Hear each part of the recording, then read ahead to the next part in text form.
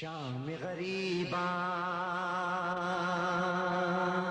شام غریباں زینب تنہا ہے مرحومہ مغفورہ سیدہ سلطان فاطمہ بنت سید ابن علی، ان کی بلندی درجات کے لیے ایک مرتبہ سورہ فاتحہ اور 3 بار سورہ اخلاص تلاوت فرما۔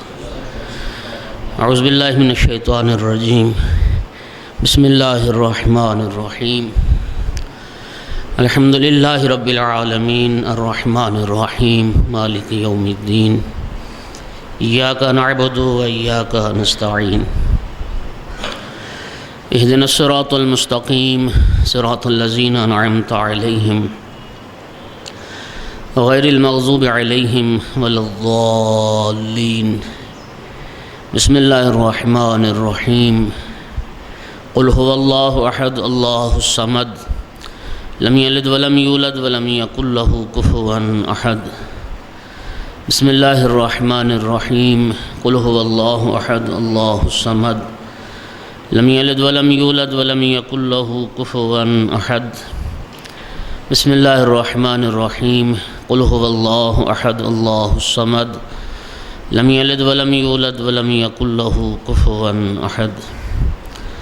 اللہم اغفر للمؤمنین والمؤمنات والمسلمین والمسلمات الاحیاء منہم والاموات، اللہم تابع بیننا وبینہم بالخیرات انک مجیب الدعوات انک علی کل شیء قدیر۔ اللہم صلی علی محمد وآل محمد، صلوات سارے حضرات بلند آواز۔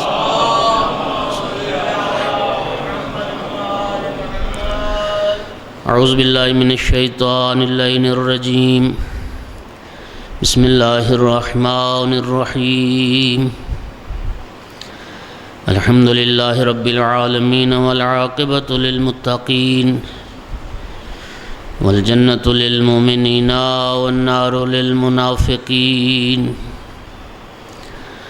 الحمدللہ الذی جعلنا من المتمسکین میں ولایت علی ابن ابی طالب و اولادہ المعصومین۔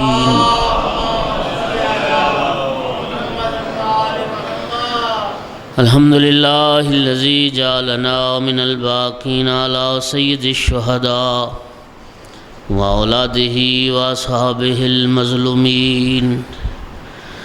الصلاۃ والسلام والتحیۃ والاکرام علی رسولہ الکریم شفیع المذنبین انیس الغریبین ورحمۃ للعالمین۔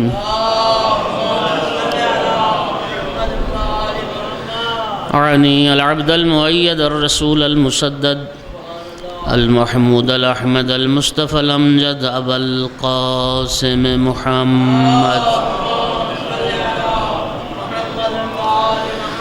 ثم الصلاۃ والسلام والتحیۃ والاکرام علی آلہ الطیبین الطاہرین المعصومین المنتجبین المنتخبین المظلومین، واللعنۃ الدائمۃ علی اعدائہم ملعونین من یوم عداوتہم الی قیام یوم الدین وبعد یوم الدین۔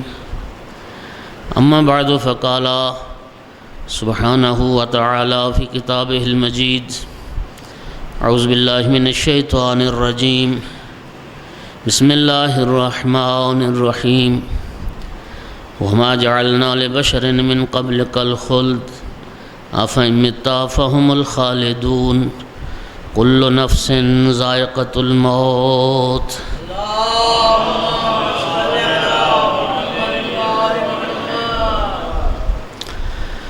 خدا بند عالم نے انسان کی تخلیق پہ خود کو لائق مبارکباد سمجھتے ہوئے کلام مقدس میں ارشاد فرمایا، فتبارک اللہ احسن الخالقین۔ وہ ذات بڑی بابرکت ہے جو بہترین پیدا کرنے والا ہے۔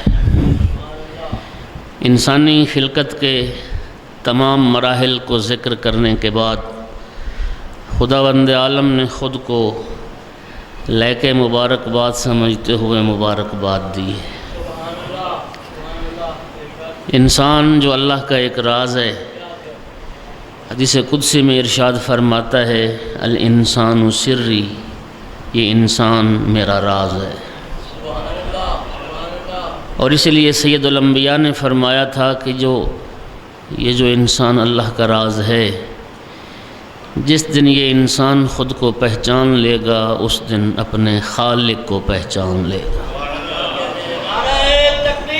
اللہ اکبر، اللہ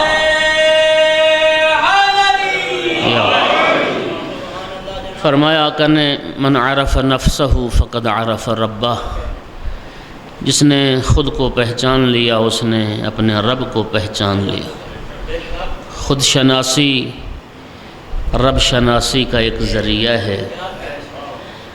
اور آقا امیر المومنین علیہ السلام نے فرمایا تھا انسان کو خطاب کرتے ہوئے تزعم انک جرم صغیر وفیک انت والعالم الاکبر، اے انسان تو کیا یہ سمجھتا ہے کہ تو ایک چھوٹی سی مخلوق ہے؟ فرمایا نہیں، ایک بہت بڑا عالم ہے جو تیرے اندر سمایا ہوا ہے۔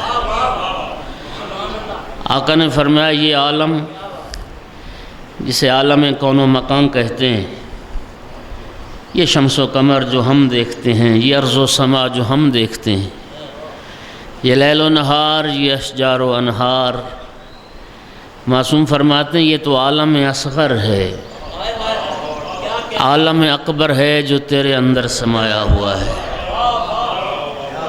تو وہ مخلوق ہے جس کی خلقت پہ خالق نے خود ناز کیا۔ جس دن تو نے خود کو پہچان لیا اس دن تو نے اپنے رب کو پہچان لیا۔ خداوند عالم نے، آخر سوال پیدا ہوتا ہے کہ انسان کو کیوں پیدا کیا؟ میرے محترم، ایک جملے میں عرض کروں، روایات اہل بیت کی روشنی میں خداوند عالم چاہتا ہے کہ اپنی اس مخلوق کو کمال تک پہنچائے، انسان کو کمال عطا کرنا چاہتا ہے، انسان کو انسانیت کی معراج پہ لے جانا چاہتا ہے۔ خداوند عالم نے اسی لیے انسانیت کو کمال تک پہنچانے کے لیے جن چیزوں کی ضرورت تھی اس انسان کو، وہ ساری چیزیں بھی اس خالق اکبر نے مہیا فرمائی۔ امام جعفر صادق علیہ السلام نے ارشاد فرمایا کہ انسان خالق کی افضل و اکمل، اعلیٰ و برتر ایک مخلوق ہے۔ اس کی تخلیق بڑی عجیب ہے۔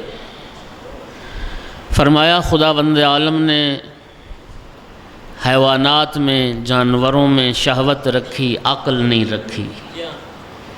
ملائکہ میں عقل کو رکھا، شہوت کو نہیں رکھا۔ فرمایا انسان وہ عجیب مخلوق ہے، خالق نے دونوں قوتیں انسان میں رکھ دی، عقل بھی عطا کی ہے، شہوت بھی عطا کی ہے۔ پھر آقا فرماتے ہیں کہ اگر عقل غالب آ جائے، شہوت مغلوب ہو جائے تو پھر یہی انسان ملائکہ سے بھی افضل ہو جاتا ہے۔ اللہم صلی علی محمد۔ ملائکہ سے بھی افضل۔ اور اگر عقل مغلوب ہو جائے اور شہوت غالب آ جائے پھر یہی انسان جانوروں سے بھی بدتر ہو جاتا ہے، جن کے متعلق اللہ رب العزت کلام مقدس میں ارشاد فرماتا ہے اولئک کالانعام، جن کی شہوت غالب آ گئی اور عقل مغلوب ہو گئی، فرمایا پھر وہ انسان کہے جانے کے قابل نہیں ہیں۔ شکل و صورت میں تو وہ انسان ہیں لیکن کالانعام، وہ جانوروں کی مانند ہیں، چوپاؤں کی مانند ہیں۔ اور پھر فرمایا نہیں بل ہم اضل، جانوروں سے بھی بدتر۔ کربلا وہ یوم الفصل تھا کہ جس سرزمین کربلا پر ان دو طرح کے انسانوں کا تعارف ہوا۔ دو گروہ دنیا کے سامنے، کائنات کے سامنے نکھر کے آئے۔ ایک طرف انسانوں کی وہ مختصر سی جماعت تھی کہ قیامت تک انسانیت جن پہ ناز کرتی رہے گی، ایک طرف انسانوں کی وہ مختصر جماعت تھی جنہوں نے انسانیت کا بھرم رکھ لیا، جنہوں نے انسانیت کو شرمندگی سے بچا لیا، اور وہ اتنے عظیم انسان کہ ملائکہ جن کی بارگاہ میں سلام کرتے رہیں گے۔ ملائکہ تو ملائکہ، ہر باضمیر انسان، 1.25 لاکھ انبیاء ہر شب جمعہ، شہادت امام حسین سے لے کے آج تک ہر روز 70,000 فرشتہ جن کی بارگاہ میں پہنچ کے ان لفظوں سے سلام کرتا ہے، بے ابی انتم و امی، اے کربلا والو ہمارے ماں باپ تم پہ قربان ہوئے۔ اور دوسری طرف انسانوں کی وہ جماعت تھی جنہیں انسان کہنا انسانیت کی توہین ہے۔ قرآن جن کے متعلق فرماتا ہے بل ہم اضل، وہ انسانی شکل میں درندے، انسانی شکل میں وہ جانوروں سے بھی بدتر لوگ تھے جنہوں نے قیامت تک کے لیے انسانیت کو شرمندہ کر دیا۔ میرے دوستو، عرض کروں گا اے امام حسین، آپ کا احسان ہے دنیا انسانیت پر، آپ نے انسانیت کی لاج رکھ لی ہے اور دنیا کو بتایا ہے کہ انسان کیا ہوتا ہے۔ اللہ چاہتا ہے انسان کو کمال تک پہنچائے، اور چونکہ پروردگار جانتا ہے دونوں طرح کی قوتیں بھی خالق نے عطا کی ہیں، لہٰذا انسان محتاج ہدایت ہے، قدم قدم پہ رہنمائی کی ضرورت ہے۔ دوستو، جب گمراہ کرنے والے قدم قدم پہ موجود ہیں تو ہادی کا ہونا بھی عقل کہتا ہے کہ انسان کے لیے ضروری ہے، اور ہادی کا انتظام اس قدر ضروری ہے کہ اللہ رب العزت نے ایک لمحے کے لیے بھی محتاج ہدایت انسان کو ہادی کے بغیر نہیں چھوڑا ہے۔ میں دوستو عرض کروں، خداوند عالم چونکہ خالق بشر ہے، ہماری فطرت کا خالق ہے، کمال تک پہنچانا چاہتا ہے، لہٰذا خداوند عالم نے انبیاء کو بھیجا، اولیاء کو بھیجا، ائمہ کو بھیجا، ہادیان برحق کو بھیجا، آسمانی کتابیں نازل کیں، آسمانی دین آئے، اس لیے کہ یہ وہ راستے ہیں، یہ وہ تعلیمات ہیں جن تعلیمات پہ چل کے انسان کمال تک پہنچ سکتا ہے اور انسانیت کی معراج تک پہنچ سکتا ہے۔ اللہ آپ کو سلامت رکھے۔ یہ دنیا ایک آزمائش کا گھر تھا، امتحان کا گھر تھا۔ اس مرحلے سے گزار کے آزمائش کرنے کے بعد، انسان کا امتحان لینے کے بعد، ایک اور دنیا کے لیے اللہ نے انسان کو خلق کیا جہاں پہنچانا چاہتا ہے۔ اس لیے آقا امیر المومنین علی ابن ابی طالب علیہ السلام ارشاد فرماتے ہیں خلقتم للآخرہ فاعملوا لہا، فرمایا تم آخرت کے لیے پیدا کیے گئے ہو، لہٰذا آخرت کے لیے عمل کرو۔ ما خلقتم للدنیا، تم دنیا کے لیے پیدا نہیں کیے گئے ہو، لہٰذا دنیا سے منہ پھیر لو، جس کے لیے تم خلق کیے گئے ہو اس کے لیے کوشش کرو۔ میرے محترم سامعین، انسان کو آخرت کی طرف متوجہ کرنے کے لیے، انسان کو اپنی عاقبت کی طرف متوجہ کرنے کے لیے ہادیان برحق کی بڑی خوبصورت تعلیمات ہیں۔ انسان اپنی آخرت کو بھلانے نہ پائے، اس لیے کہ معصوم جانتا ہے کون سی چیزیں ہیں جو انسان کو آخرت بھلا دیں گی، کون سی چیزیں ہیں جن چیزوں کے ہوتے ہوئے انسان کبھی موت کو یاد نہیں کرے گا، کبھی آخرت کو یاد نہیں کرے گا۔ آقا امیر المومنین نہج البلاغہ میں ارشاد فرماتے ہیں اما طول العمل فینسی الآخرہ، آخرت بھلا دینے والی ایک چیز وہ لمبی خواہشات، وہ لمبی لمبی امیدیں، وہ لمبے لمبے ارادے، منصوبے، پروگرام، اب یہ کر لوں، اب وہ کر لوں، پھر انشاءاللہ آخرت کی طرف دھیان ہو جائے گا۔ فرمایا یہ لمبی خواہشات جو ہیں یہ انسان کو آخرت بھلا دیتی ہیں۔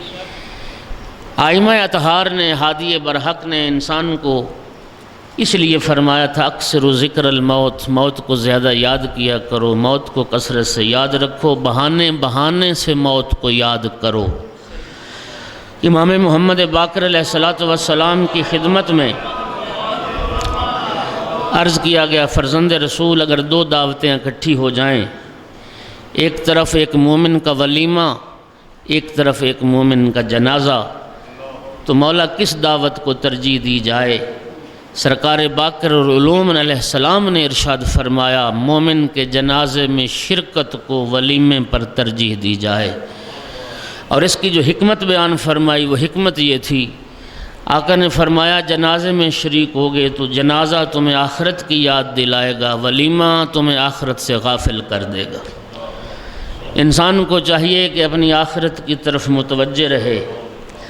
سرکار دو عالم نے فرمایا یہ جو انسان کا دل ہے، جو روح ہے، سرکار نے فرمایا تھا ان ھذ القلوب تصدع کما یصدع الحدید، جس طرح لوہا زنگ آلود ہو جاتا ہے یہ دل بھی زنگ آلود ہو جاتے ہیں۔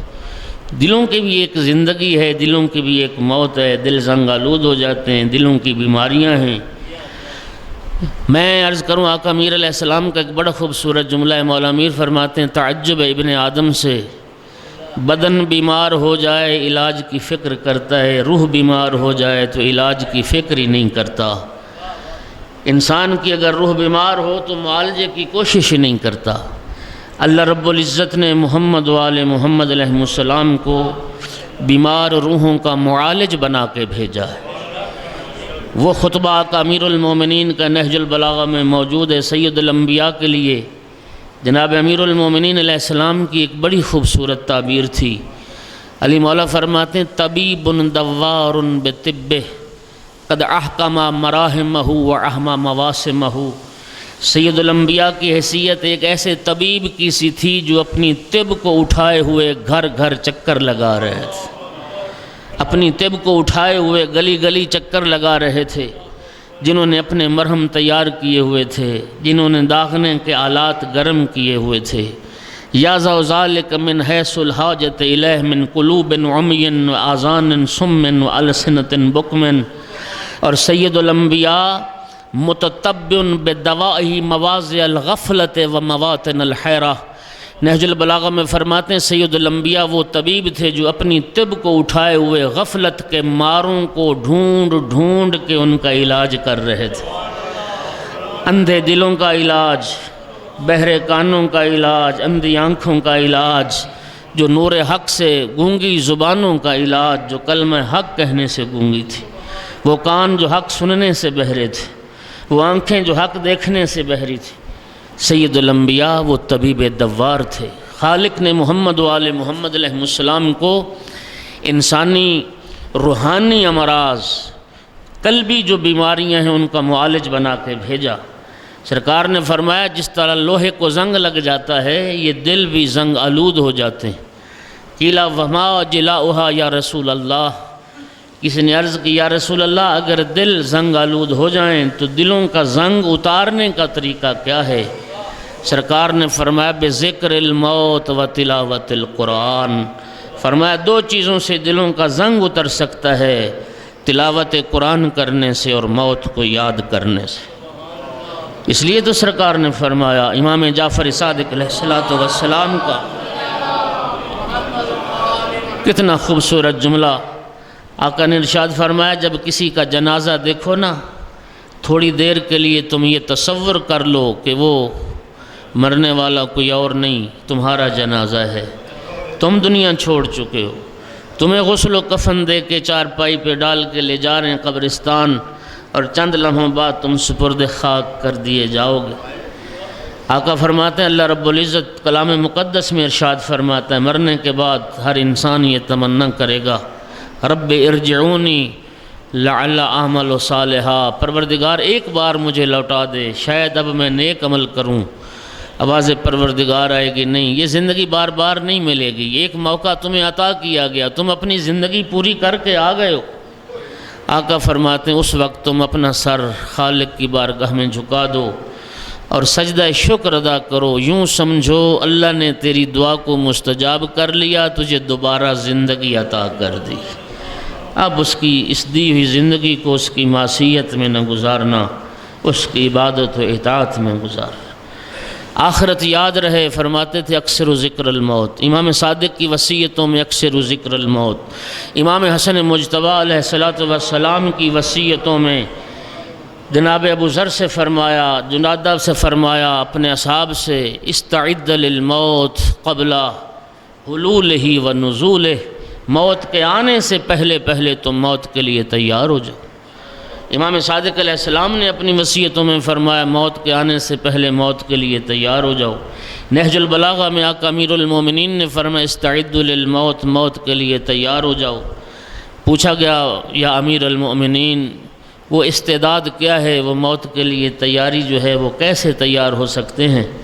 آقا نے ارشاد فرمایا 3 کام موت کی تیاری ہیں، اداء الفرائض، واجبات ادا کرنا، اجتناب المحارم، محرمات سے بچ جانا، والاشتمال علی المکارم، اعلیٰ اخلاق اور عمدہ صفات اپنے اندر پیدا کر لینا۔ فرمایا یہ موت کی تیاری۔ انسان آخرت کی طرف متوجہ رہے، فرمایا زوروا موتاکم، معصوم فرماتے ہیں اپنے مرنے والوں کی زیارت کیا کرو۔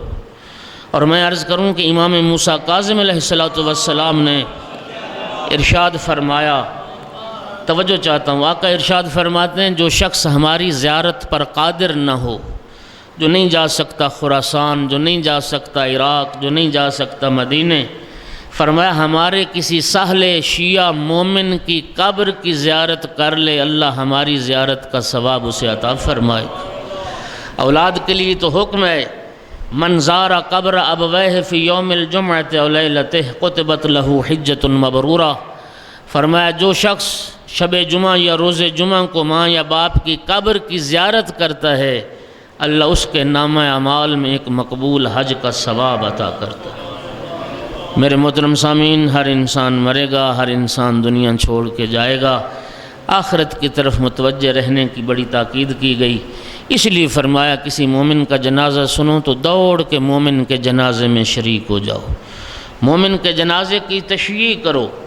اور فرمایا جانتے ہو مومن کے جنازے کی تشییع کا اجر و ثواب کیا ہے؟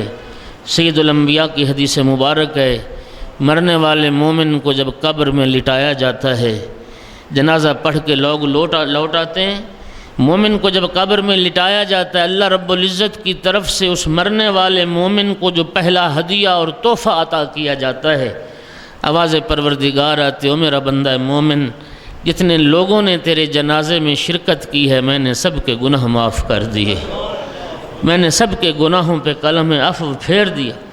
اس سے پہلے جب کسی کے جنازے میں شریک ہو کے آپ دعا پڑھتے ہیں، اللہم انا لا نعلم منہ الا خیرا، سرکار کی حدیث موجود ہے، آقا فرماتے ہیں جس مومن کے جنازے میں 40 بندے یہ گواہی دے دیں، اللہم انا لا نعلم منہ الا خیرا، پروردگار ہم اس کے صرف خیر کو جانتے ہیں۔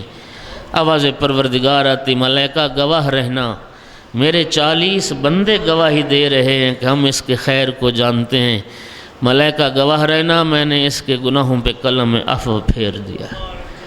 میرے محترم سامعین، آخرت کی طرف توجہ، موت کو یاد رکھو، آخرت کی طرف تیاری رہے۔ ایک شخص سرکار کی خدمت میں حاضر ہوا، یا رسول اللہ دل سخت ہو گیا ہے، شقاوت قلبی، قساوت قلبی غالب آ گئی، یا رسول اللہ کوئی ایسا عمل ہے جس سے دل نرم ہو جائے؟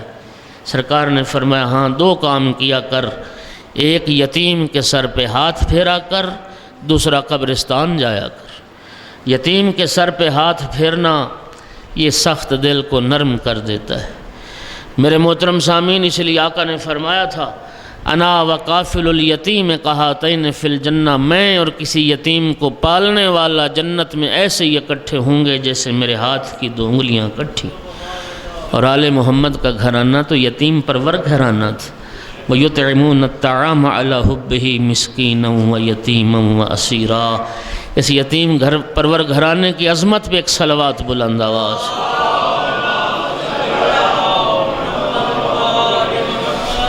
توجہ چاہتا ہوں میرے دوستو، دوسرا کیا کرو کہ دل نرم ہو جائے؟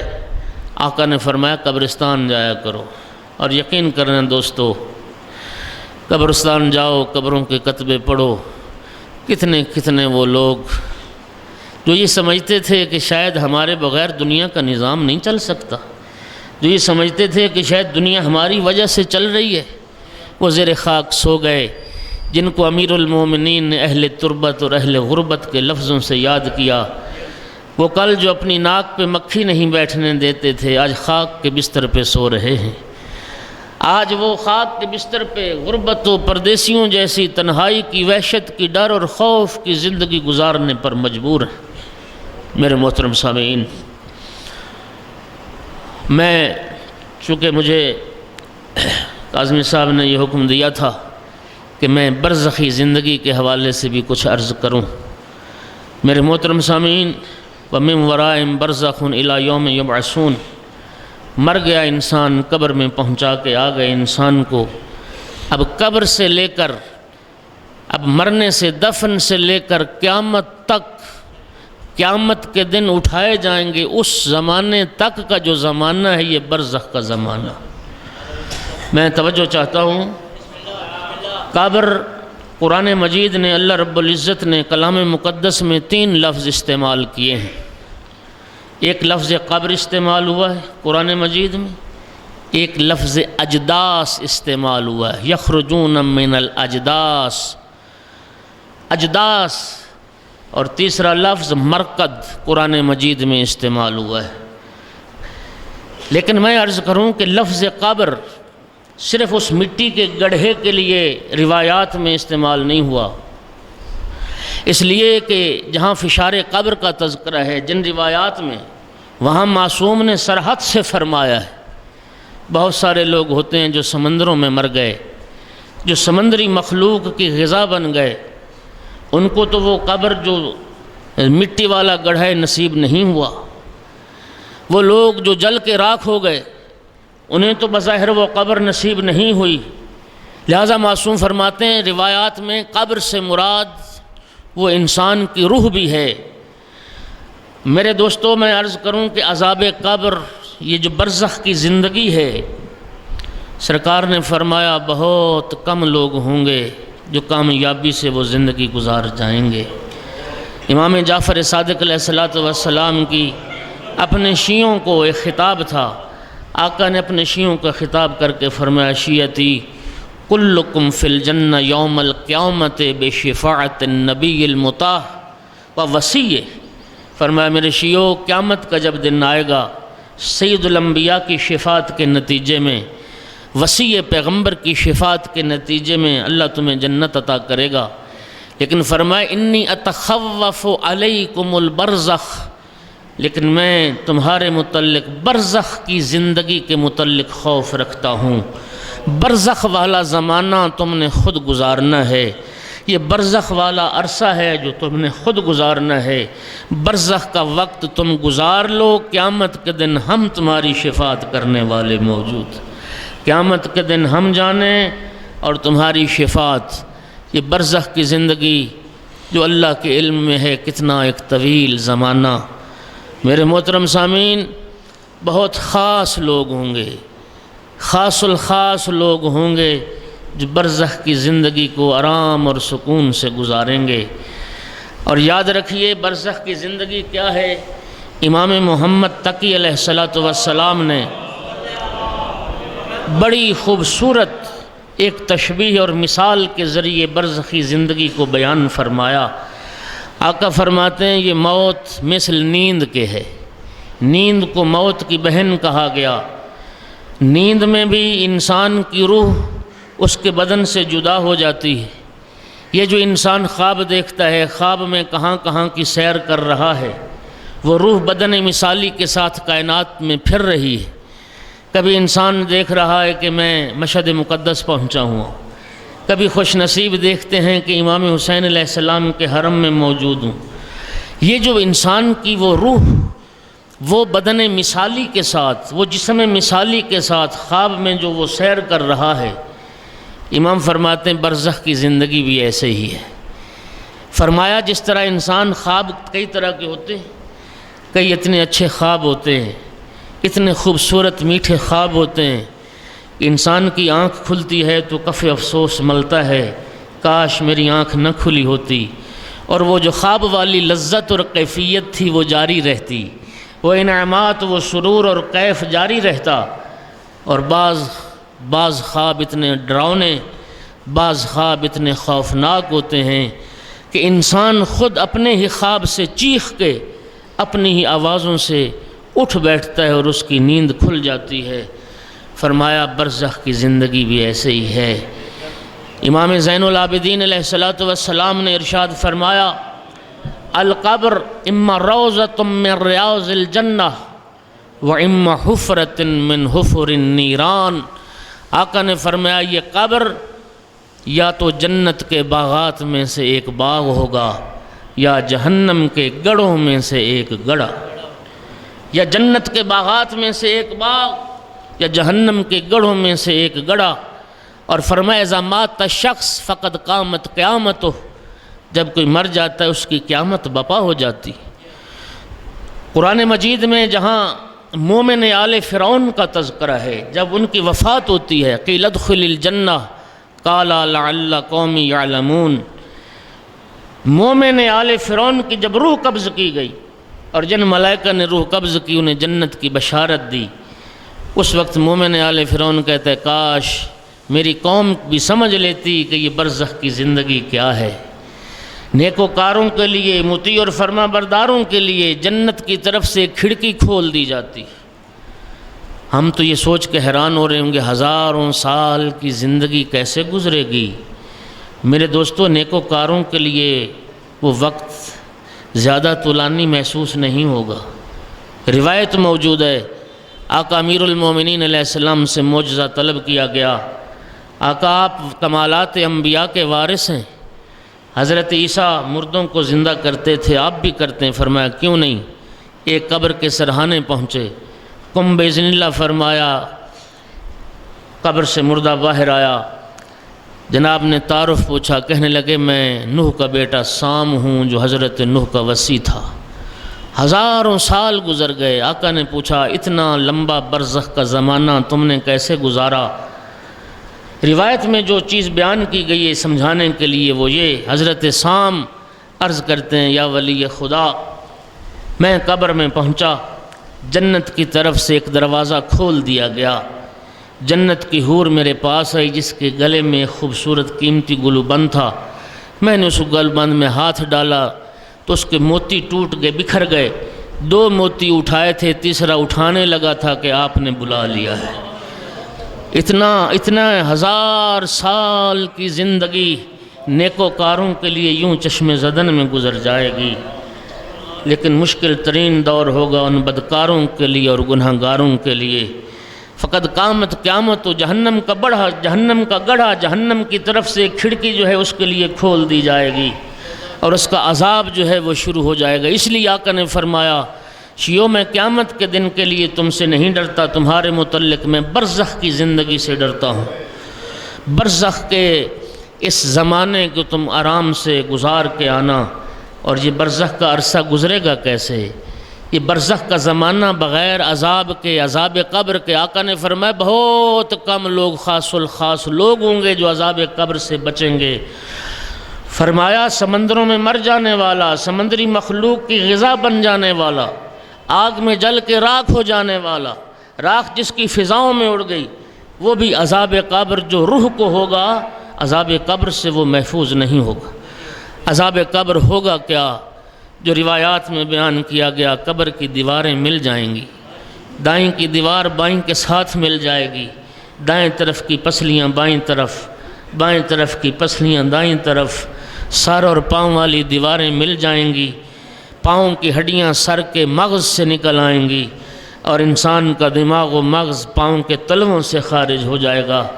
یہ فشار قبر، اور میں عرض کروں کہ روایات میں فشار قبر سے بچنے کے کچھ اعمال محمد والے محمد نے بتائے ہیں، اور عذاب قبر اور فشار قبر کے اسباب بھی بیان کیے گئے ہیں۔ میں پہلے اگر اجازت دیں تو وہ اعمال جو محمد والے محمد نے بتائے جن کی وجہ سے عذاب قبر ہوگا، سرکار نے ارشاد فرمایا، معصوم نے کافی شریف میں حدیث ہے، ان جل عذاب القبر، سب سے بڑا عذاب قبر کا سبب پیشاب کی نجاست سے خود کو نہ بچانا، نجاست کا خیال نہ کرنا، طہارت کا خیال نہ رکھنا، یوں ہی بغیر پانی کے رفع حاجت کے بعد اٹھ بیٹھا، پیشاب کر کے اٹھ بیٹھا، بدن بھی نجس، لباس بھی نجس۔ فرمایا جو شخص اس پیشاب کی نجاست سے اپنے آپ کو نہیں بچاتا وہ عذاب قبر کا حقدار ہوگا۔ دوسرا فرمایا چغلی کھانا عذاب قبر کا سبب بنے گا۔ تیسرا بد اخلاقی عذاب قبر کا سبب بنے گی۔ چوتھا فرمایا نعمتوں کا ضائع کرنا، چاہے ایک دانہ گندم کا کیوں نہ ہو، فرمایا نعمتوں کو ضائع کرنا بھی عذاب قبر کا سبب بنے گا۔ شاید یہ بات آپ احباب کے لیے یا بعض دوستوں کے لیے نہیں ہو، آقا امیر المومنین علیہ السلام اپنے دور حکومت اور دور خلافت میں جب کوفہ کے بازار اور گلی کوچوں میں چلا کرتے تھے، وہ لوگ جو کھجور کھا کے گٹھلی پھینک دیا کرتے تھے، آقا امیر المومنین ان گٹھلیوں کو اکٹھا کیا کرتے تھے۔ جناب امیر علیہ السلام ان گٹھلیوں کو اکٹھا کر کے پھر بویا کرتے تھے، کاشت کرتے تھے۔ اس طرح سے 1,00,000 پودا کھجور کا آقا امیر المومنین نے تیار کیا۔ 1,00,000 پودا کھجور کا ایک بہت بڑا نخلستان۔ اور جب وہ تیار ہوا اولاد کو وصیت فرمائی، حسن اور حسین بیٹا یہ اتنا بڑا جو باغ ہے کھجور کا میں یتیموں اور مسکینوں کے لیے وقف کر کے جا رہا ہوں، اور بیٹا اس نخلستان سے تمہیں بھی لینے کا حق حاصل نہیں ہے، تم بھی اسی صورت میں لے سکتے ہو جب تم بھی فقیر اور مسکین بن جاؤ۔ میرے محترم فرمایا یہ نعمتوں کا ضیاع، یہ نعمتوں کو ضائع کر دینا، اور یہ بہت بڑا وسیع جملہ، اس میں غور کریں گے تو بہت ساری باتیں کہ نعمت کا ضیاع کیا ہے۔ نعمتوں کا ضائع کر دینا عذاب قبر کا سبب بنتا ہے، اور وہ اعمال جو حضرات محمد وآل محمد نے عذاب قبر سے اس برزخ کی زندگی کو آسانی اور چین سے گزارنے کے لیے بیان فرمائے ہیں، اس میں فرمایا شہادت کی موت، شہادت کی موت عذاب قبر اور اس برزخ کی زندگی کے لیے چین کی زندگی ہے۔ دوسرا فرمایا نماز شب پڑھنا، نماز تہجد پڑھنے والا شخص عذاب قبر سے محفوظ رہے گا۔ تیسرا فرمایا کسی مومن یا مومنہ کی موت کی خبر سن کے اس کی تدفین والی رات کو نماز وحشت قبر پڑھنا۔ آج ہم کسی کے لیے نماز وحشت قبر پڑھیں گے، کل کوئی ہمارے لیے بھی پڑھے گا۔ آقا فرماتے ہیں یہ کسی کے لیے نماز وحشت قبر پڑھنا یہ خود عذاب قبر سے محفوظ رہنے کا ایک طریقہ ہے۔ پھر آقا نے ارشاد فرمایا شب جمعہ یا روز جمعہ اگر کسی کو موت آ جائے، شب جمعہ اگر کسی کی موت ہو گئی یا روز جمعہ اگر کسی کی موت ہو گئی، ان دو مبارک دنوں میں یہ بھی عذاب قبر سے تخفیف کا اور عذاب قبر سے بچنے کا سبب بن جائے گا۔ صدقہ دینا عذاب قبر سے تخفیف کا سبب ہے۔ پھر آقا نے فرمایا حج کرنا، حج کرنے والا شخص بھی عذاب قبر سے محفوظ رہے گا۔ سورہ مبارکہ یاسین، سورہ مبارکہ قلم، سورہ مبارکہ ملک کی تلاوت کرنا، فرمایا یہ تلاوت قرآن بھی عذاب قبر اور تلخی قبر سے بچنے کا سبب بن جائے گی۔ اور میرے دوستو عذاب قبر کا ایک بہت بڑا سبب وہ بد اخلاقی ہے، بد خلقی ہے۔ میں عرض کروں کہ سعد بن معاذ صحابی رسول تھے جن کا خود سید الانبیاء نے جنازہ پڑھایا، جن کے جنازے میں شریک ہوئے آقا سرکار نے خود قبر میں اتارا، سرکار نے خود تلقین پڑھی، تعویذ قبر بند کیا گیا۔ ماں قبر پہ آ کے کہتی بیٹا تجھے جنت مبارک ہو، تو بڑا خوش نصیب ہے، سید الانبیاء نے تیرا جنازہ پڑھا اور تجھے دفن کیا۔ روایت میں ہے 70,000 ملائکہ سعد بن معاذ کے جنازے میں شریک ہوئے۔ اس وقت سرکار نے اس کی ماں سے فرمایا تو علم غیب رکھتی ہے کہ اس کو جنت مل گئی؟ فرمایا جس کو تو جنت کی بشارت دے رہی اس پہ عذاب قبر ہو رہا ہے۔ حیران ہو کے کہتی کیوں یا رسول اللہ؟ سرکار نے فرمایا سعد اپنے اہل و عیال کے ساتھ اس کا اخلاق ٹھیک نہیں تھا، اپنے بیوی بچوں کے ساتھ اس کا برتاؤ ٹھیک نہیں تھا، اپنے اہل و عیال کے ساتھ بد اخلاق تھا، اور اپنے اہل و عیال کے ساتھ رویہ اچھا نہ ہونے کی وجہ عذاب قبر ہو رہا ہے اور فشار قبر ہو رہا ہے۔ خداوند عالم ہمیں بچائے۔ اور ایک روایت جسے شیخ عباس قمی نے منازل الاخرہ میں ذکر کیا، انسان کی نیکیاں بھی عذاب قبر سے بچانے کا سبب بن جائیں۔ ایک بندہ مومن، بندہ صالح کو جب قبر میں لٹایا جائے گا، دائیں طرف سے عذاب آنے کی کوشش کرے گا، ایک نور بڑھ کے عذاب کو روک دے گا۔ بائیں طرف سے عذاب آنے کی کوشش کرے گا، ایک نور بڑھ کے روک دے گا۔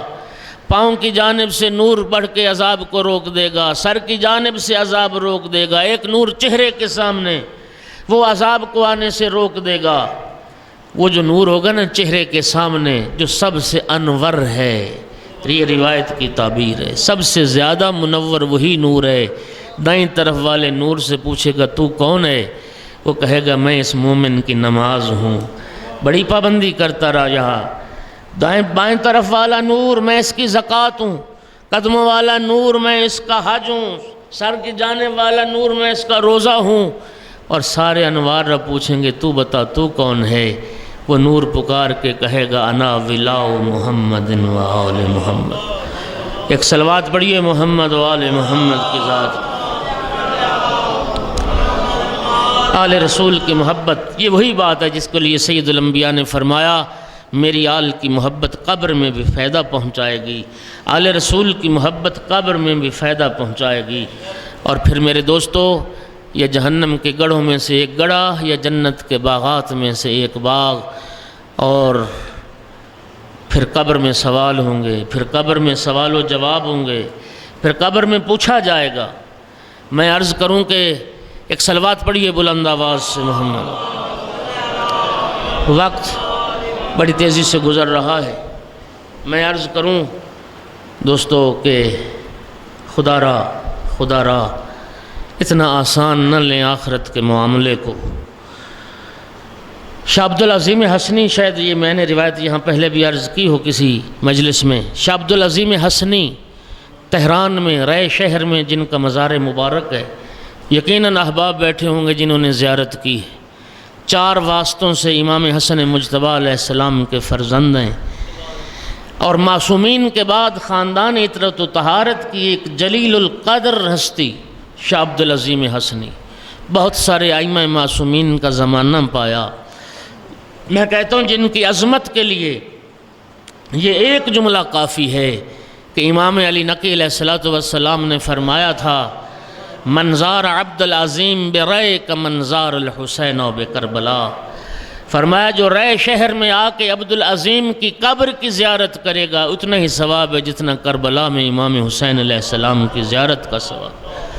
آپ مفاتیح الجنان اٹھائیں، شاہ عبدالعظیم کے زیارت نامے میں بھی یہ حدیث موجود ہے، شاہ عبدالعظیم کے حرم میں 20 جگہ پہ یہ حدیث لکھی موجود ہے۔ یہ شاہ عبدالعظیم حسنی امام ہادی علیہ السلام کی خدمت میں حاضر ہوئے تھے اور عرض کی تھی فرزند رسول میں اپنا دین اور عقیدہ آپ کے سامنے پیش کرنا چاہتا ہوں، میرا دین عقیدہ سنیں، اس میں کوئی اگر کمی کوتاہی خامی ہے تو اس کی اصلاح فرمائیں، میں چاہتا ہوں صحیح عقیدے پر صحیح دین پر مجھے موت آئے۔ میں یقین کرنا دوستو جب اس روایت کو پڑھا، شیخ صدوق نے اس روایت کو ذکر کیا، ہمارے بہت سارے علماء نے اس روایت کو ذکر کیا، میں حیران ہوتا ہوں کہ شاہ عبدالعظیم جیسی ہستی جو خاندان عطرت و طہارت کی ایک جلیل القدر فرد، معصومین کی صحبت میں جن کا زمانہ گزرا، امام علی نقی علیہ السلام کے صاحب اسرار شاگرد اور صحابی تھے، انہیں ضرورت محسوس ہوئی کہ میں اپنے دین اور عقیدے پر امام علی نقی علیہ السلام سے مہر تصدیق ثبت کرواؤں۔ میں سوچتا ہوں تو حیران ہوں تو ہمارا کیا بنے گا؟ قرآن ہم نے نہیں پڑھا، حدیث ہم نے نہیں پڑھی، فرمان محمد و آل محمد ہم نے نہیں دیکھا، عقیدہ تشیع کا کیا ہوتا ہے، تشیع کے عقیدے پر کوئی کتاب آج تک ہم نے نہیں پڑھی۔ میرے محترم سامعین، محمد و آل محمد کی سیرت پہ کتنی کتابیں ہم نے پڑھیں، نہج البلاغہ کا مطالعہ، صحیفہ سجادیہ کا مطالعہ، احادیث کا مطالعہ، کچھ بھی نہیں تو کیا۔ علماء کے پاس ہم بیٹھنے کو تیار نہیں۔ میرے محترم ہمارا کیا بنے گا؟ سنا سنایا عقیدہ، من گھڑت عقیدہ۔ عجیب بات ہے جو جتنا بد عقیدہ شخص آج کے دور میں وہ کہتا ہے میں بڑا عقیدے والا ہوں۔ یاد رکھیے دنیا میں ہر انسان عقیدے والا ہے، کوئی نصیری ہے تو وہ بھی عقیدے والا ہے، کوئی ناسبی ہے تو وہ بھی عقیدہ رکھتا ہے، ہندو سکھ کا بھی عقیدہ ہے، احمدی کا بھی عقیدہ ہے، یہودی عیسائی کا بھی عقیدہ ہے۔ عقیدہ تو سب کا ہوتا ہے لیکن ہر عقیدہ قابل قدر نہیں ہوتا۔ عقیدہ وہ قابل قدر ہوتا ہے جس عقیدے کی بنیاد قرآن ہو اور محمد و آل محمد کا فرمان ہو۔ جو عقیدہ قرآن اور محمد و آل محمد کے فرمان کے خلاف ہو، اس عقیدے کی کیا حیثیت، اس عقیدے کی کیا اہمیت۔ میرے محترم سامعین، شاہ عبدالعظیم جیسی ہستی امام علی نقی علیہ السلام سے اپنے عقیدے پہ تصدیق کی مہر لگوا رہے تھے۔ شاہ عبدالعظیم نے اپنا عقیدہ بیان کیا، امام علی نقی علیہ السلام نے جب سنا، آقا نے فرمایا ھذا دینی و دین و آبائی، فرمایا اے عبدالعظیم، اے ابو القاسم، میرا بھی یہی دین ہے، میرے آبا و اجداد کا بھی یہی دین ہے۔ اے ابو القاسم، اسی دین عقیدے پہ مضبوطی سے قائم رہنا، تیری دنیا بھی کامیاب، تیری آخرت بھی کامیاب۔ اب یقیناً آپ چاہیں گے وہ عقیدہ کیا تھا جو شاہ عبدالعظیم نے بیان کیا، وہ عقیدہ کیا تھا جسے امام علی نقی علیہ السلام نے یہ کہہ کے مہر تصدیق ثبت فرمائی کہ میرا بھی یہی دین ہے، میرے آبا و اجداد کا بھی یہی دین ہے۔ سننا چاہیں گے آپ؟ اللہ آپ کو سلامت رکھے۔ ایک جملے میں کہہ کے آگے بڑھ جاؤں گا، وعدہ کریں مجھ سے جو میں عرض کروں گا اس پہ عمل کرنے کی کوشش کریں۔ دوستو، وہ سارا عقیدہ جو تلقین میت میں میت کو سنایا جاتا ہے، یہی وہ سارا عقیدہ تھا جو شاہ عبدالعظیم نے امام علی نقی علیہ السلام کے سامنے بیان کیا۔ یہی وہ سارا عقیدہ تھا جو شاہ عبدالعظیم نے بیان کیا تھا، اور آقا نے فرمایا تھا میرا یہی دین ہے، میرے آبا و اجداد کا بھی یہی دین ہے۔ اس لیے 3 مقام پہ مستحب ہے میت کو تلقین کرنا، روح نکلنے والی ہو تب بھی میت کو تلقین کی جائے۔ کیوں؟ سکرات موت، تلخی موت۔ دنیا میں آپ نے دیکھا حادثہ ہوتا ہے، کوئی خدا نہ خواستہ کسی کے سر میں چوٹ لگی، کسی نے کوئی دکھ والی خبر سنی تو کیا ہوا؟ یادداشت کھو گئی۔ اب ماں باپ، بہن بھائی، بیوی بچے سامنے، ان کو پہچان نہیں رہا، اس لیے کہ یادداشت ہی ختم ہو گئی۔ شہید دست غیب نے اپنی کتاب میں لکھا کہ موت کی تلخی، موت تو بڑا سخت مرحلہ ہے، سکرات موت بڑی سخت منزل۔ کیا گارنٹی ہے اس بات کی کہ اس فرشتہ موت کو دیکھ کے میرے اوسان خطا نہیں ہوں گے، میرے حواس باختہ نہیں ہوں گے؟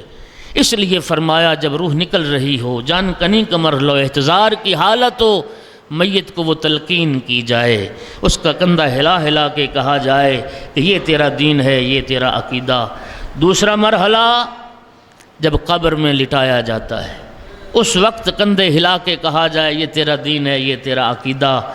تیسری مرتبہ مستحب ہے کب؟ جب تعویذ قبر بند کر دیا جائے، ادھر سوال و جواب کی مرحلہ شروع ہو جائے گا، ادھر شریعت کہتی ہے کہ ایک بندہ اس کی قبر پہ بیٹھ کے پھر وہی تلقین پڑھے، تاکہ اگر کوئی بات بھول گئی ہے تو اس کو یاد آ جائے۔ اور یاد رکھنا، سید الانبیاء نے جب میدان بدر میں مشرکین کی لاشوں کو ایک کنویں بدر میں ڈالا تھا، اور کنارے پہ کھڑے ہو کے سرکار نے فرمایا تھا اے اہل بدر، میں نے اپنے اللہ کے وعدے کو سچا پایا، تم بتاؤ جو میرے پروردگار نے تم سے وعدہ کیا تھا تم نے بھی سچا پایا یا نہیں پایا؟ اصحاب نے عرض کی تھی یا رسول اللہ کیا یہ آپ کی بات سن رہے ہیں؟ سرکار نے فرمایا تم زندہ افراد سے بہتر میری باتوں کو سن رہے۔ میت سن رہا ہوتا ہے، صرف بول نہیں سکتا، وہ ساری باتیں سن رہا ہوتا ہے، صرف جواب نہیں دے سکتا۔ جناب فاطمہ بنت اسد کو جب دفن کیا تھا سرکار نے، اور ہزاروں بار آپ نے مجالس میں یہ روایت کو سنا، اور سرکار جب تعویذ قبر بند کر رہے تھے، مٹی ڈال رہے تھے، ابنوں کے فرما رہے تھے، تو سرکار نے کیا فرمایا تھا؟ لوگوں نے اس وقت بھی پوچھا تھا کہ آپ کی ماں آپ کی باتوں کو سن رہی ہیں؟ جو ہی جیسے مٹی ڈال رہے تھے نا، مٹی والے ہاتھوں کو یوں جھاڑا پیغمبر نے، یوں جھاڑا تو فرمایا میرے ان ہاتھوں کی آواز بھی میری ماں سن رہی ہے، میرے ان ہاتھوں کی آواز بھی میری ماں سن رہی ہے۔ قبر کا تعویذ بند کر دیا، پھر مستحب وہ تلقین پڑھی جائے، اس لیے کہ وہی سوال اس سے قبر میں کیے جائیں گے، وہی سوال اس سے امام فرماتے ہیں پوچھے جائیں گے۔ امام سجاد علیہ السلام فرماتے ہیں وہی سوال اس سے قبر میں برزخ کی اس زندگی میں پوچھے جائیں گے۔ ان میں پہلا سوال دوستو کیا ہے؟ نماز جعفریہ ہر گھر میں موجود ہے، تحفۃ العوام ہر گھر میں موجود ہے۔ خدا را گھر جا کے اس تلقین کو ایک بار پڑھیے تو صحیح۔ میں کہتا ہوں کتنی عجیب بات ہے، بچے کی ولادت سے لے کے مرنے تک زندگی میں کبھی مل کے بیٹھ کے کوئی اس عقیدے کو نہیں پڑھتا کہ شیعہ کا عقیدہ کیا ہونا چاہیے۔ ایک ہی بار جب مر گیا اب کندھا ہلا ہلا کے کہہ رہے ہیں اس کو یہ تیرا عقیدہ ہے، سن اور سمجھ۔ یاد رکھ مرنے کے بعد وہ تو تذکر ہے، وہ تو یاد دہانی ہے، وہ عقیدہ اسی کو فائدہ دے گا جس نے اس عقیدے کے مطابق زندگی گزاری ہے۔ اگر زندگی میں کچھ عقیدہ اور رہا اب کندھا ہلا کے کہنے سے بھی کوئی فائدہ نہیں ہوگا۔ میرے محترم اس میں پہلا ایک سوال کیا ہے؟ اذا اتاک الملکان المقربان، اے فلاں بن فلاں سن اور سمجھ، اللہ کی طرف سے دو متقرب فرشتے جب آئیں گے نا تیرے پاس، وَسَأَلَاكَ عَنْ رَبِّكَ، پہلا سوال تجھ سے تیرے رب کے بارے کریں۔ یہی لفظ ہے تلقین میں یا کوئی اور لفظ؟ میں روایت کا ذمہ دار ایک لفظ کا ذمہ، خدا را دوستو خدا را۔ معصوم فرماتے ہیں تجھ سے سوال کریں گے تیرے رب کے بارے میں۔ تیرا رب کون ہے؟ کیا کہنا؟ قل فی جوابہما اللہ جل جلالہ ربی، ان کے جواب میں کہنا اللہ میرا رب ہے، اللہ جل جلالہ میرا رب ہے۔ میں توجہ چاہتا ہوں دوستو، جو شخص دنیا میں علی رب کے نعرے لگاتا رہا ہو، جو دنیا میں علی اللہ کے نعرے لگاتا رہا ہو، جو علی کو محمد و آل محمد کو رب کہتا رہا ہو، کیا جواب دے گا قبر میں سوال کا؟ اور اگر وہ محمد و آل محمد کو رب کہتا تھا تو جب سوال کیا جائے گا ان آئمت کا تو پھر کیا جواب دے گا؟ اس سوال کے جواب میں کن کا نام لے گا؟ وہی رب ہے سب کا، جو اللہ جسے قرآن میں الحمدللہ رب العالمین، جو عالمین کا رب ہے وہی محمد و آل محمد کا رب ہے، وہی تیرا میرا رب ہے۔ یا رب یا رب یا رب دعائے کمیل میں، دعائے عرفہ میں امام حسین علیہ السلام کے جملے یا رب یا رب، صحیفہ سجادیہ میں امام زین العابدین علیہ السلام کے جملے یا رب یا رب یا رب۔ میرے محترم سامعین وہی رب ہے کہ امیر المومنین مفاتح الجنان میں آقا امیر المومنین کی وہ مناجات موجود ہے، الہی کفا بعزن ان تکون لربا، میرا اللہ علی کی عزت کے لیے کافی ہے تو میرا رب ہے، تو میرا رب ہے، وکفا بفخر ان نکون لک عبدا، علی کے فخر کے لیے یہ کافی ہے میں تیرا بندہ ہوں۔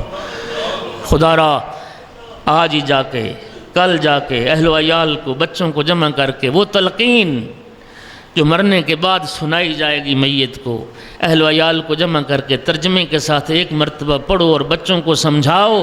یہ وہ عقیدہ ہے جو شیعہ کا عقیدہ ہے، جسے امام علی نقی علیہ السلام نے اپنا اور اپنے آباء و اجداد کا دین قرار دیا۔ کسی کے بہکاوے میں نہ آؤ، کوئی جذبات سے کھیلنے نہ پائے، قبر میں جواب دے آپ نے خود ہونا ہے۔ اور امام فرماتے ہیں برزخ کی زندگی تم نے اپنے عمل کی بنیاد پہ گزارنی ہے، قیامت کے دن ہم تمہاری شفاعت کرنے والے ہوں۔ بس 1 گھنٹہ ہو گیا، 2 جملے ذکر مصیبت کے کہوں گا۔ ماہ رجب المرجب ہے، اللہ کے دین کو بچانے کے لیے اسی مہینے کی 28 تاریخ کو فرزند رسول نے مدینہ چھوڑا تھا۔ عزادارو وطن چھوڑنا آسان نہیں ہوتا۔ سرکار نے فرمایا حب الوطن من الایمان، وطن کی محبت ایمان کا حصہ ہے۔ سرکار جب ہجرت فرما گئے تھے نا مدینہ کی طرف، خدا جانتا ہے جب کوئی مکہ سے شخص آتا تھا بڑی محبت و حسرت سے ایک ایک چیز کو پوچھتے تھے۔ مدنی زندگی میں مکہ بڑا یاد آتا رہا سرکار کو۔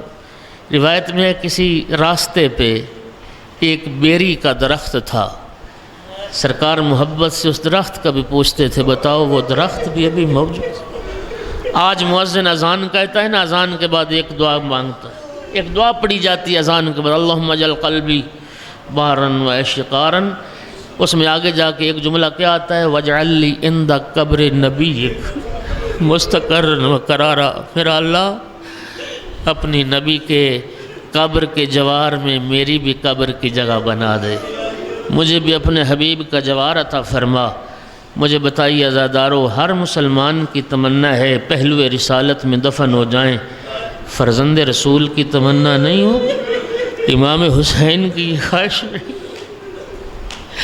لیکن نہیں، امت نے مجبور کر دیا مدینہ چھوڑنے پہ۔ نانا کی قبر پہ آئے، ہاتھ رکھ کے ایک جملہ فرمایا، اللہم ان ھذا قبر نبیک، میرا اللہ یہ تیرے نبی کی قبر، یہ تیرے نبی کی قبر ہے، وَأَنَا ابن بنت نبیک، میں تیرے نبی کی بیٹی کا بیٹا حسین ہوں۔ اللہم اختر لی ما ہوا لک رضا ولرسولک رضا، میرا اللہ میرے لیے اس عمر کو اختیار فرما جس میں تیری بھی رضا ہو، تیرے رسول کی بھی۔ اجرکم علی اللہ۔ عزادارو بس دو جملے میں نے عرض کرنے۔ امام حسین علیہ السلام نے جب تیاری شروع کی نا اور خاندان بنی ہاشم کی مستورات کو پتہ چلا، جناب ام سلمہ کو جب پتہ چلا نا کہ بیٹا عازم سفر ہے، عصا کے سہارے چلتی ہوئیں، یہ وہی ام سلمہ ہیں جنہوں نے امام حسین کو بچوں کی طرح پالا تھا۔ قریب آ کے فرمایا، بیٹا میں نے سنا ہے تو سفر پہ جا رہا ہے، بیٹا حسین میری ایک بات ماننا، جس طرف تمہارا جی چاہے چلے جانا، لیکن عراق کا سفر اختیار نہ کر۔ عرض کی کیوں پھوپھی اماں؟ فرمایا بیٹا تمہارے نانا نے مجھے خبر دی، عراق پر ایک سرزمین ہے جسے کربلا کہتے ہیں، اور تیرے نانا نے فرمایا تھا میرا حسین سرزمین کربلا پر 3 دن کا بھوکا پیاسا بلا جرم و خطا ذبح کیا۔ اس وقت عرض کی نانی اماں میرے نانا نے تو آپ کو کربلا کی خبر دی ہے، اگر چاہیں تو میں آپ کو کربلا دکھا سکتا ہوں۔ یوں فضا میں 2 انگلیاں بلند کی، سرزمین کربلا سمٹ کے سامنے آئی، سرزمین کربلا کا تعارف کروانا شروع کیا۔ نانی اماں یہ ہے سرزمین کربلا۔ نانی اماں میں تو یہ بھی جانتا ہوں، دیکھ رہی ہیں وہ فرات کا کنارہ، یہ وہ کنارہ ہے جہاں میرے عباس کے بازو کٹے ہیں۔ نانی اماں وہ مقام ہے جہاں میرے علی اکبر کے کلیجے میں برچھی لگے گی، وہ مقام ہے جہاں میرے قاسم کا لاشا پامال ہوگا، اس مقام پہ علی اصغر کے گلے میں تیر لگے گا۔ نانی اماں اس مقام پہ میں زین ذوالجناح سے زمین پہ اجاز امامت سے خاک کربلا اٹھا کے نانی کے حوالے کی۔ نانی اماں جہاں میرے نانا کی دی ہوئی خاک رکھی، اس خاک کو بھی اس خاک میں شامل کر لیجئے، جب تک خاک خاک رہے سمجھنا آپ کا حسین زندہ، جس دن خاک خون تازہ میں بدل جائے سمجھنا آپ کا حسین مارا گیا۔ بس عزادارو روانگی کی بہت ساری روایات ہیں، وقت نہیں، صرف ایک جملہ۔ نانا کی قبر پہ سلام آخر کے لیے آئے، السلام علیکہ یا جدہ، نانا میں آپ کا مزار چھوڑ کے جا رہا ہوں، نانا میرا سلام آخر قبول کیجئے۔ نانا کا سلام کرنے کے بعد بھائی حسن کی قبر کی طرف، السلام علیکہ یا حسن المجتبیٰ، بھیا میرا سلام، میں آپ کی قبر کو چھوڑ کے جا رہا ہوں۔ بھائی کا سلام کرنے کے بعد ماں زہرا کی قبر کا رخ کیا۔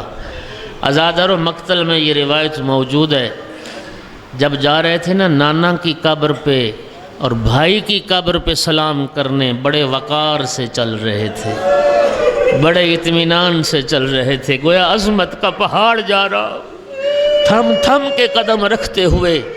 لیکن جب ماں زہرا کی قبر کا رخ کیا، عزادار ایسے دوڑ کے ماں کی قبر پہ آئے جیسے بچہ دوڑ کے ماں کے دامن سے لپٹ جاتا ہے۔ قبر پہ پہنچے، السلام علیکہ یا اماں، اماں میرا سلام آخر قبول کیجئے۔ صاحب دمہ ثاقبہ لکھتے ہیں 3 جواب آئے قبر زہرا سے، علیکہ السلام یا عطشان الام، میرا پیاسا بیٹا میرا بھی سلام، علیکہ السلام یا سحقان الام، علیکہ السلام یا غریب الام، ماں کا پردیسی بیٹا میرا بھی سلام۔ اور تیسرے بڑے درد بھرے جملے، علیکہ السلام یا سحقان الام، اے گھوڑوں کے سموں تلے روندا جانے والا حسین، اے گھوڑوں کے سموں تلے پامال ہونے والا حسین میرا بھی سلام۔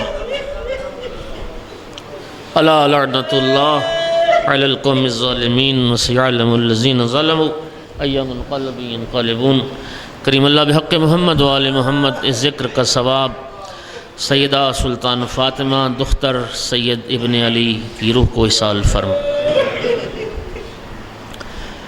کریم اللہ مرحومہ کو اعلی علیین میں مقام عطا فرما، جوار سیدہ طاہرہ نصیب فرما، برزخ کی مشکلات آسان فرما، برزخ کا سفر مرحومہ کے لیے آسان فرما۔ محمد و آل محمد بالخصوص صدیقہ کبریٰ سلام اللہ علیہ کی شفاعت نصیب فرما، تمام حاضرین کے مرحومین کو شفاعت محمد و آل محمد نصیب فرما۔ کریم اللہ ہمارا خاتمہ بالایمان فرما، ہمیں بھی موت کے لیے تیار اور بیدار ہونے کی توفیق عطا فرما، سب کی عاقبت بخیر فرما۔ کریم اللہ راہ محبت و ولایت پہ ثابت قدمی عطا فرما، ہمارے اعمال میں اخلاص عطا فرما، سوائے غم آل محمد دنیا کے کسی غم میں مبتلا نہ فرما، بیمار مومنین مومنات کو شفا عطا فرما، تنگ دست کو فراخ دست فرما، پریشان حال کی پریشانی دور فرما، تمام ملتمسین کی دعائیں مستجاب فرما، امام عصر علیہ السلام کے ظہور میں تعجیل فرما، وجعلنا من اعوانہ وانصارہ وشیعتہ ما شاء اللہ لا حول ولا قوة الا باللہ العلی العظیم۔ اللہم صلی علی شام غریباں،